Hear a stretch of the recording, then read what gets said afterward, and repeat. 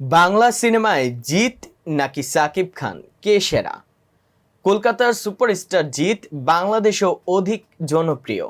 অন্যদিকে বাংলাদেশের সবচেয়ে বড় সুপারস্টার সাকিব খান বর্তমানে কলকাতায়ও জনপ্রিয়তা লাভ করেছে।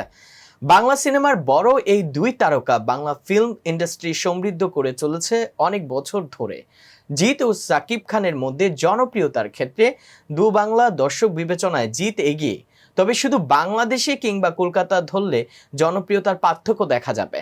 যেমন বাংলাদেশে সাকিব খানকে বর্তমানে 1 নম্বর নায়ক হিসেবে জিতের চেয়ে অনেক বেশি জনপ্রিয়, কিন্তু কলকাতায় বর্তমানে জিতের চেয়ে দেব জনপ্রিয়তার দিক থেকে কোনো অংশে কম নয়।